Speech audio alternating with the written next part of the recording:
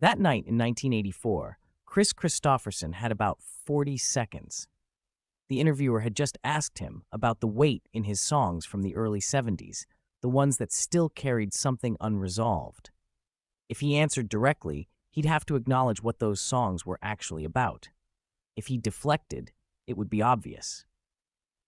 So he did something else. He turned it into a conversation about craft, about tradition, about the way men in country music had always handled pain. His answer was careful, articulate, and complete. It left nothing out except himself. The interviewer didn't follow up. Kris Kristofferson understood restraint before most people understood what they were feeling. By 1984, he'd spent nearly 2 decades writing songs that sounded confessional but functioned more like observation. People heard vulnerability. What they were actually hearing was precision. He knew how to place a line so it felt personal without requiring him to be present in it. That distance wasn't accidental. It was the structure. He'd been asked versions of this question before, usually about Sunday Morning Comin Down or Help Me Make It Through the Night, songs that seemed to expose something raw, and he'd learned how to answer them without answering them. He'd talk about the writing process, about what the song needed to accomplish, about the tradition he was working inside of. He'd talk about everything except why he needed to write them in the first place. This interview was different only in timing. He was older now. The early work had enough distance that people treated it like history. They asked about it the way you'd ask about a war someone survived, with respect, but also with the assumption that survival meant resolution. It didn't. But explaining that would require him to say something he'd spent years not saying. So when the question came about the emotional weight, about what those songs were carrying, he paused, not long enough to seem evasive, just long enough to choose his frame. He started with masculinity. The way men of his generation, men who grew up in the 40s and 50s, had been taught to handle difficulty. You didn't talk about it. You worked. You kept moving. And if you were a writer, maybe you found a way to put it into language that sounded like it was about something else. That was the tradition. That was the context he'd inherited. The interviewer nodded.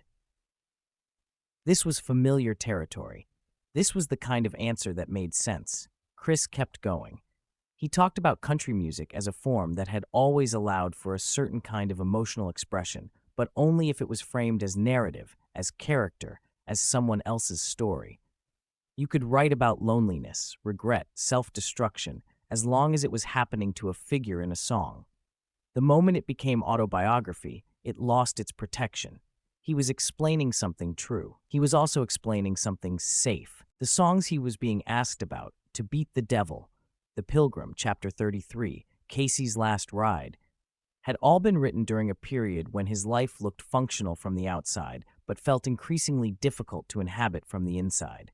He was performing, traveling, building a career. He was also unraveling in ways that were hard to name. Not dramatically. Not in a way anyone would intervene about. Just a slow, steady sense that the life he was living required him to be someone he wasn't entirely sure he was.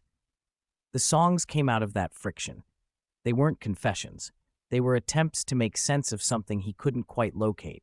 And they worked because they sounded like they were about insight, not pain. People heard wisdom. What they were hearing was someone trying to think his way out of feeling. By 1984, those songs had become part of his public identity. People loved them. They quoted them. They treated them like evidence of depth, of sensitivity, of a kind of emotional honesty that was rare in men of his generation. And they were right. The songs were honest. They just weren't personal in the way people assumed. The interviewer asked a follow-up, not about the songs themselves, but about the process of writing them, whether it had been cathartic, whether putting those feelings into language had helped him work through them. Kris smiled slightly, not dismissively, just enough to signal that the question was more complicated than it seemed. He said that writing had never felt like release. It felt more like translation, taking something shapeless and internal and turning it into structure, into craft. And once it was structure, it wasn't his anymore. It was a song. It could be performed, analyzed, discussed. It could exist independently of whatever had generated it. That was the appeal. He didn't say that was also the problem. There was a moment in the late 70s when another songwriter, someone who knew him well, had told him that his songs were starting to sound like they were about understanding rather than feeling. It wasn't a criticism, just an observation. But it stayed with him because it was accurate. He'd been writing from a place of reflection for so long that he'd almost forgotten what it felt like to write from a place of immediacy. Or maybe he hadn't forgotten. Maybe he just learned that immediacy was dangerous. The songs from the early 70s had been written quickly, almost instinctively. He hadn't thought them through the way he thought through later work. He'd just written what came, and what came was often uncomfortable. Lines about waking up alone, about feeling disconnected from the life he was supposed to want, about the gap between who people thought he was and who he actually felt like. Those songs worked because they didn't explain themselves. They just presented a feeling and let it sit there. But once they were out in the world, once people started responding to them, he realized he'd given away more than he'd intended, not in terms of facts, in terms of access. So he'd learned to write differently, to frame things more carefully, to make sure that whatever he put into a song could be defended as craft, as narrative choice, as artistic decision. The songs were still good. They were still honest. They were just less available. The interview continued. The conversation had moved into safer territory now. Influences, collaborations, the difference between writing for himself and writing for other artists. Kris answered easily. This was the part of the conversation he was comfortable with.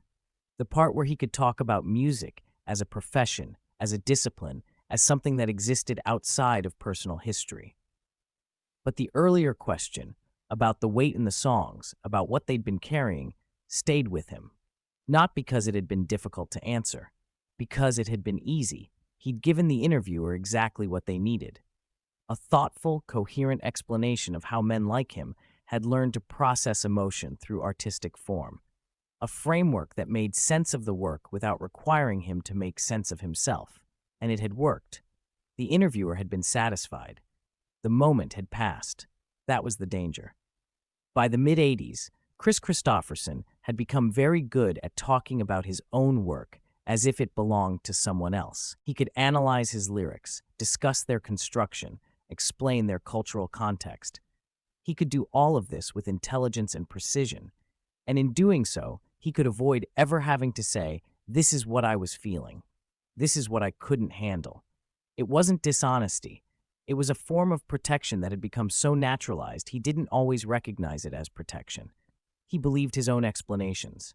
They were true. They just weren't complete. The songs from the early 70s had documented something specific, a kind of internal misalignment that happens when the life you're living stops matching the person you thought you were. Not in a dramatic way, in a quiet, persistent way. The kind of misalignment that doesn't announce itself. It just accumulates. And by the time you notice it, it's been there so long, you've built your life around it. He'd written about that misalignment without fully understanding it. And once the songs were out, once people responded to them, he'd had to find a way to talk about them that didn't require him to go back and examine what had generated them. So he talked about craft, about tradition, about the formal choices that made the songs work, all of which was true, none of which was the reason he'd written them. There was a line in the Pilgrim chapter 33 that people often quoted, "He's a prophet and a pusher," partly truth and partly fiction. Kris had always deflected questions about whether that line was autobiographical. He'd say it was about contradiction, about the gap between public image and private reality, about the way people contain multitudes, which was accurate. What he didn't say was that the line had come from a specific moment of exhaustion, a moment when he'd realized that the version of himself he performed in public, articulate, thoughtful, composed, required a level of energy he didn't always have. And that maintaining that performance meant suppressing the parts of himself that didn't fit the image. The line wasn't a confession, it was an observation. But it came from somewhere. By 1984, he'd been performing that version of himself for so long that it had become difficult to separate from who he actually was. The thoughtfulness wasn't fake. The intelligence wasn't performed. but they'd become a kind of armor, a way of engaging with the world that kept certain questions from being asked. And when those questions were asked anyway, like tonight in this interview, he had an answer ready. A good answer. An answer that satisfied the person asking without requiring him to go anywhere he didn't want to go. The interviewer thanked him. The conversation had gone well. They'd covered a lot of ground: the early work, the influences, the evolution of his writing. It would make for good material. Thoughtful, substantive. The kind of interview that people respected. Kris nodded. He was good at this. He'd been doing it for years, talking about his work in a way that sounded open but functioned as boundary, giving people access to his intelligence while keeping his interior life quietly out of reach. The recording ended. The equipment was packed up. The interviewer made small talk for a few minutes, then left. Kris sat there for a moment, not thinking about anything in particular, just aware of the silence. The way it felt different from the silence during the interview. Less controlled, less purposeful. He thought briefly about the songs they'd discussed, the ones from the early 70s, the ones that people still asked about. He didn't listen to them much anymore, not because they were painful, because they documented a version of himself he'd moved past, or thought he had. The weight those songs carried, the thing the interviewer had asked about, wasn't in the lyrics. It was in the gap between what they said and what they didn't say. In the care he'd taken to write about difficulty without writing about himself. In the precision that allowed him to be honest without being exposed. He'd explained that to the interviewer as a generational thing, a cultural thing.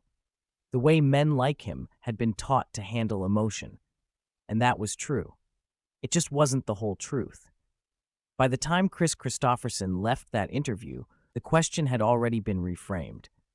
What started as a question about emotional weight had become a conversation about craft, about tradition, about the formal strategies that allowed vulnerability to exist within structure.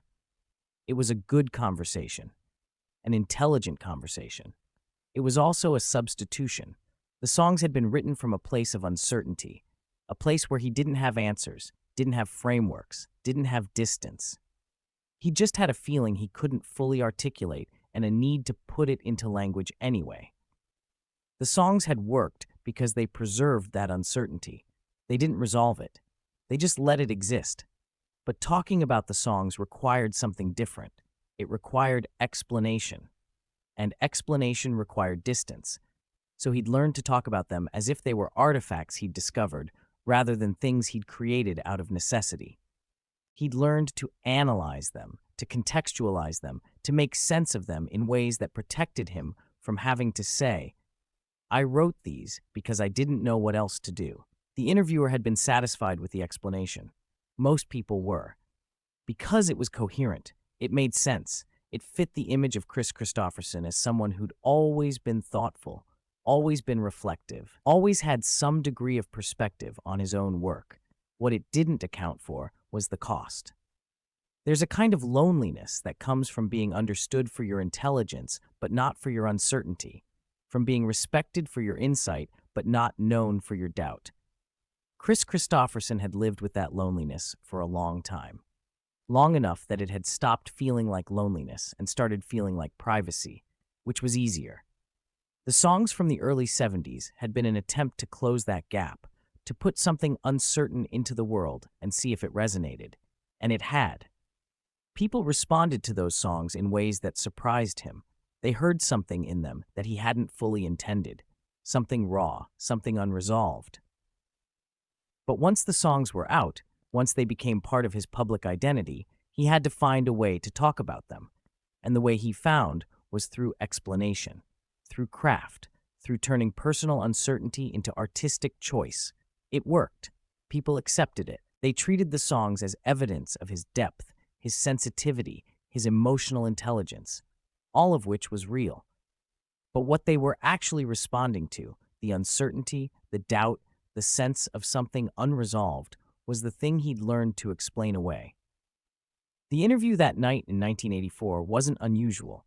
He'd done hundreds like it. He'd answer questions about the early work, about the writing process, about what the songs meant. He'd give thoughtful answers, honest answers, answers that people respected. And every time he did, he reinforced the distance, not intentionally, not cynically, just as a natural consequence of talking about work that had come from a place of uncertainty, as if it had come from a place of understanding. The more he explained the songs, the more they became explainable. The more they became explainable, the less they carried what they'd originally carried, which was fine. That's what happens to art. It gets interpreted, analyzed, contextualized. It becomes part of a larger conversation. It stops belonging to the person who made it. Kris understood that. He believed that. What he didn't say was that sometimes he missed the version of himself who wrote those songs, not because that version had been happier, because that version hadn't known how to protect himself yet. By 1984, protection had become instinct. When someone asked about emotional weight, he heard, "Explain this in a way that doesn't require you to feel it again." And he could. He'd become very good at it. He could talk about masculinity, about country music tradition, about the formal strategies that allowed certain kinds of expression. He could make it all make sense, and in making it make sense, he could avoid the part that didn't, the part where he'd written those songs not because he understood what he was feeling, but because he didn't. The part where writing had been an attempt to locate something he couldn't name. The part where the songs had worked precisely because they didn't resolve anything. They just documented the experience of living with unresolved things. That was what the interviewer had been asking about. That was the weight. And Kris had answered by turning it into theory. The interview ended the way most interviews ended, with gratitude, with small talk, with the sense that something substantive had been accomplished. The interviewer left satisfied. The recording would be good. The conversation had depth. Kris stayed behind for a moment, not doing anything in particular, just sitting with the silence. He thought about the question that hadn't been asked, or had been asked, but indirectly. The question underneath the question about weight, about emotional content, about what those early songs had been carrying. The question was, what did it cost you to write that way? And the answer was, nothing I couldn't afford at the time. And also, everything I didn't know, I was spending, but that wasn't the kind of answer you could give in an interview. It wasn't the kind of answer that fit the image. It wasn't the kind of answer that protected anything, so he'd given the answer he knew how to give. The one about craft, about tradition, about the way men like him had learned to process emotion through form. It was a good answer. It was also incomplete. Kris Kristofferson left that interview the same way he'd entered it, composed, thoughtful, articulate.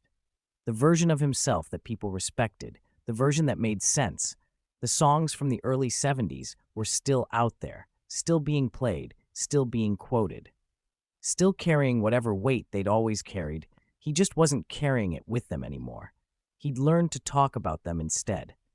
And that had made all the difference. These stories are disappearing. There are very few places left that tell Kris Kristofferson this way. If you don't want to lose another one,